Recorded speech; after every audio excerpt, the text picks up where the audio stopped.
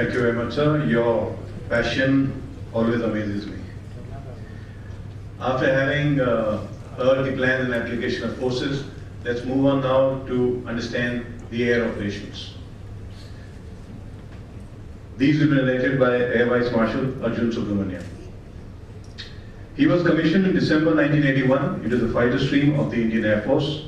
He has more than 3,000 hours of flying, mainly on MiG-21s and Mirage 2000 aircrafts, to his credit. He is a graduate of the Defence Services Staff College and has commanded a MiG-21 squadron in the eastern sector. His other operational and instructional assignments include that of Chief of Operations Officer of Su-30 Base, Directing Staff and Head of the Air Wing Training Team at DSSC, member of the Indian Military Advisory Team in Zambia, and the Assistant Chief of Air Staff of Space at Air Headquarters. He has commanded the Air Force Station Hindon and is an alumnus of the NDC and holds a doctorate from the University of Madras. He is currently in the faculty of the National Defence College here at Delhi. His articles on national security, leadership, air power, jointmanship, terrorism, fourth generation warfare, and military history have been published in a number of professional military journals at home and abroad. He also writes in the public domain for newspapers and magazines like the Hindu, Indian Express, Times of India, India Today, and Indian Defence Review. He has authored a book titled Reflections of an Air Warrior and is currently writing a book on India's modern wars. Air Vice Marshal Subramaniam was awarded the Ati Vishish Seva Medal in 2011 and an honourable mention by the Raksha Mantri for excellence in strategic studies in 2009 while competing for the K. Subramaniam Award instituted by the IDSA. I now invite Air Vice Marshal Arjun Subramaniam to give his talk on the air operations undertaken during the 1965 war.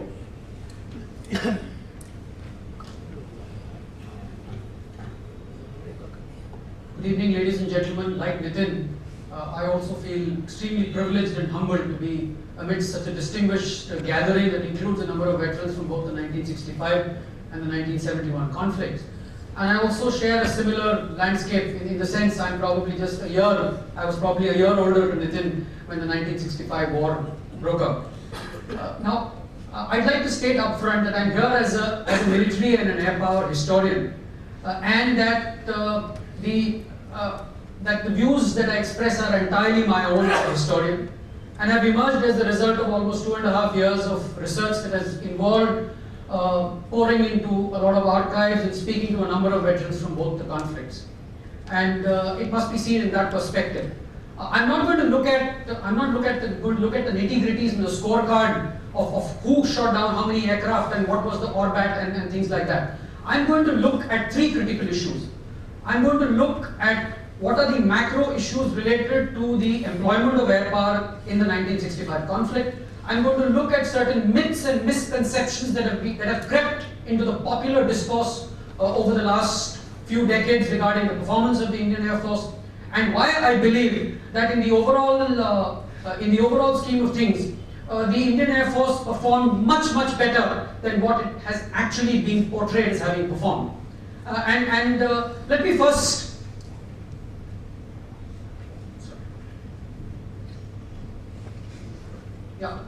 Let me first begin with some thoughts on the Pakistan Air Force, because enough has been written and said, and I'm sure many of you would have read Air Marshal Bharat Kumar's book on the 1965 war that was released recently, which is very exhaustive and extremely good research document that all of you who are interested in air power must go through. So let me look at certain macro issues of the Pakistan Air Force. The Pakistani Air Force, the combat arm, primarily comprised of 3 aircraft. 2 of them in fair amount of strength, which is the Sabre and the Canberra, and the Starfighter, which was there in limited numbers. It came from one stable, and that is the United States stable. There was continuity of leadership within the Pakistan Air Force. Asghar Khan had been the chief for almost 8 years preceding the 1965 war. All their training, tactics, combat development, philosophy, everything emerged from the United States. Pakistani Air Force pilots were exposed to a number of experiences of the United States Air Force in both Korea and Vietnam. Now, as corresponding to that, let's look at the Indian Air Force profile. While there were a number of aircraft in the Indian Air Force at that particular time which matched the Sabre and the Starfighter, but let's look at where they came from. We had the Tufani and the Vampire, which were on the verge of being phased out. We had the Mystère, which was from the French stable. We had the Hunter and the Nat from the British stable. And we had the newly inducted MiG-21 from the Russian stable. There was no real standardization when it came to tactics, SOPs and procedures. And therefore, whatever existed in the Indian Air Force squadron was as a result of excellent junior leadership in the squadrons. And I'll tell you how I would like to validate that statement. So if you look at it, on all three issues, when it comes to particularly when it comes to equipment profile, the Pakistani Air Force was on a firmer wicket than the Indian Air Force when the war broke out. Training was more consistent, and they had a long stint of leadership by Air Marshal Asghar Khan, who actually shaped the modern Pakistani Air Force and had the ear of Ayub Khan. Now this is going to be interesting as I go on, because of Air Marshal Asghar Khan's proximity to Ayub Khan, the service that benefited the most during his years was the Pakistan Air Force in terms of assistance from the US. And that is why, if you look at it in terms of professionalism also, probably the discourse states that the Pakistani Air Force was a trifle more professionally oriented than the Pakistan Army. Now let me go to some ifs. Again, the popular discourse says that air power was not used in Kutch just because the two air chiefs picked up the phone and spoke to each other. No, I'm sorry. That's not the actual reason. The actual reason is a larger issue. The larger issue was that the Indian strategic leadership, and pardon my saying so, and I'm quite certain about it, was not clear about how air power could be employed as an effective tool of war fighting. Till then, air power was felt that it was just an adjunct of the surface forces, and that it was available when called for, and it could be used whenever called for. So therefore, it was not the two air chiefs who decided, or it was not the Marshal of the Air Force who decided that air power will not be used in Kutch. It was the larger strategic establishment that did not see a role for air power in Kutch. Whereas, the biggest if is, if vampires could spot these patterns in Kutch, they were stationed in Jamnagar. The vampires could be called on and a fair amount of attrition could have been caused. Okay, if you did not want to use the vampires, Canberras were there in Pune.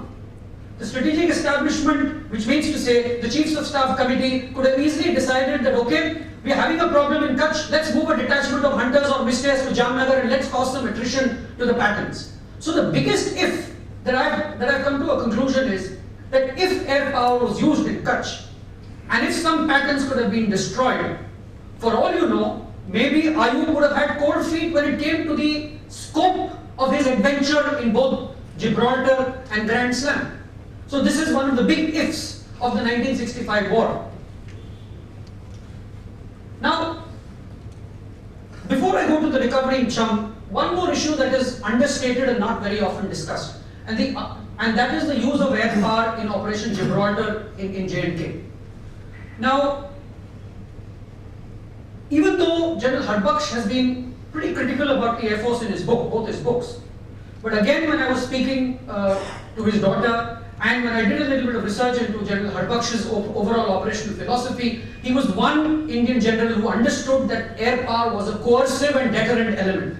And that is why in July, when he realized that the infiltration as far as Operation Gibraltar was being planned, he called up the Marshal of the Air Force and said that, sir, I need as many helicopters as available fitted with guns and rockets. Within a matter of 2 weeks, 10 V-4 helicopters were fitted with guns at the base repair depot in Kanpur, and they were flown into Srinagar. And even though General Harbaksh Singh says, and I quote, he says, though the V-4s did not cause much of attrition, but they delivered the necessary coercive effect that I wanted to cause psychological degradation against the raiders. Also, that was probably the second time only after the 1962 war when the V-4s were also used for casualty evacuation, because General Harbaksh realized that the psychological impact or the positive impact on our troops, if there were some speedy casualty evacuation procedures in the valley, was available. And the V-4s were also used for casualty evacuation. So let us not underplay the contribution of our helicopters during Operation Gibraltar in the run-up to the main campaign. Now let's get to the war proper. Let's look at Cham. What is the main discourse revolving around the Indian Air Force in Cham? It is that the Indian Air Force went in and 4 vampires were shot down. But let's look at it a little more clinically. Why were those vampires shot down? And could something more have been done in the joint domain if there had been a clearer understanding of what Air Power can do? Let's look at the timing. The guns boomed in Cham early morning on the 1st.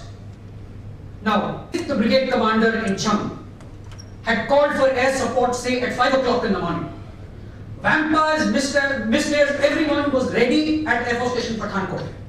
They were raring to go. But there was no intelligence. There was no call for air support at 5 o'clock in the morning. And just now it was also mentioned that if on 3rd, the Prime Minister felt that in case we're getting a little surprised in Jammu and Kashmir, we needed to open something in Punjab, he'd given a practical blanket clearance to the 3 service chiefs to use all means at their disposal to thwart any ambitions in Punjab or in Cham. Now, it beats me as to why air support was not called in at 5 o'clock in the morning. Now, let me tell you what would have happened had it been called at first light. 2 things would have happened. One is that the Pakistani sabers who were waiting for the aircraft at 5 o'clock in the evening would not have been there over the tactical battle area. Second is that the aircraft would have got airborne from Pathankot, barely 2 to 2.5 minutes flying time from the tactical battle area, with the sun rising behind them. And with the sun rising behind them, coming in from the sun, it would have been extremely difficult either for Pakistani interceptor aircraft, even if they were waiting overhead, to pick them up, or even for air defense gunners to pick up the aircraft with the background of the sun. So that is as far as timing is concerned. Second is flot. Now, there would have been a world of difference between the flot at 5 o'clock in the evening and the flot at 5 o'clock in the morning. At 5 o'clock in the morning, the contact battle had not yet intensified, and therefore the Indian Air Force would have had a fairly clear flot in order to carry out certain amount of attrition. So I don't believe that air power, or rather I do believe that air power could have played an important role had it been called in earlier. Now, having said that, okay, the vampires were shot down, but after that, let's not play down the role of the mistakes of 31 Squadron and 3 Squadron in the recovery in Cham. Now, Wing Commander Goodman, commanding 31 Squadron, got a Mahavir Chakra, primarily for his effort over Cham and thereafter subsequently. But yes, General Harbakhsh's rearguard action around Jaria and Akhnur was extremely praiseworthy, and probably the primary reason for us to recover in Cham. But also, please don't forget that fair amount of attrition was caused by the mistakes, which sort of halted the Pakistani offensive to some extent. So I do believe that this is another understated and an underreported area wherein the Indian Air Force contributed significantly. The second area, again a corollary, is everyone knows about the aerial battles on the 3rd, wherein Air Marshal Denzel Keeler and Pathania had the first taste of success over Cham in an aerial encounter with the sabers. Now, to my mind, that also contributed significantly to some element of defensiveness that crept into the Pakistani Air Force. Otherwise, can you imagine that having caused a fair amount of attrition by the sabers on our armor and our troops, having got the betters of the vampires, why on earth did the Pakistan Air Force not continue to attack Indian Army formations around Jaria and Akhnur? The reason was that they suddenly fell back on the defensive after having lost a couple of aircraft to the Nats. And to my mind, they had the potential to cause further attrition, but they didn't do it. And that is something that I'll bring about, is that one of the inexplicable characteristics of the Pakistani Air Force in 1965 was how suddenly from an offensive mindset, they got into a defensive mindset. And they got into what we commonly know these days as a combat preservation mode. I feel that the Pakistani Air Force got into a combat preservation mode too early on in the 1965 war. Had they been on the offensive for some more time, or had they sustained their offensive, probably they would have reaped a lot more benefit. Okay, 11 Corps battle. Now, 11 Corps battle once again is clear that when the Indian Army went in on 6th September once again at first light, there wasn't enough jointmanship to say that, look, I'm going in at first light, I need air cover. Whereas, in the same sector slightly to the north, how come there was forthcoming air support at Dera Baba Nanak? I mean, see, we all recollect that when the offensive at Dera Baba Nanak was a little stalled and there was Pakistani armour at the Dera Baba Nanak bridge that Brigadier Pritam Singh was apprehensive about, he immediately called for airstrikes. And missiles from 8th Squadron located in Adhampur, two of the members who are very much here in Delhi, Air Marshal Patni and Air Marshal Bhatia, they played many hell into Pakistani tanks at Dera Baba Nanak. More than 10 to 12 tanks were destroyed, and that to a certain extent recovered the situation in Dera Baba Nanak. So I'm sure that had there been a little better jointmanship on the Lahore thrust line, probably once again 3 Jat and 15 they wouldn't have suffered so much of attrition had our guys been waiting over the thrust line for the sabres to come in. Whereas actually when the sabres came in from 19th Squadron, Sajjad Haider, his book is one of the best books coming out from the Pakistan Air Force called Flight of the Falcon. He was surprised that there was nobody waiting for his sabres over the Chokil Canal. Then let's come to the 6th. Everyone talks about the debilitating counter-air strikes by the Pakistani Air Force on the 6th. But what surprises me is that why did the Pakistan Air Force not carry out any more follow-on counter-air strikes? They went against the basic principle of effective employment of air power, and that is sustained offensive action. They did. They hit us once and then allowed us to recover. And that recovery period is one of the most remarkable transitions of the Indian Air Force. Now, a word here for the Canberra performance in 1965. Absolutely outstanding. The Pakistani Air Force and the Indian Air Force had almost similar Canberras, but the performance of the IAF Canberra fleet was significantly better than that of the Pakistani Air Force Canberra fleet.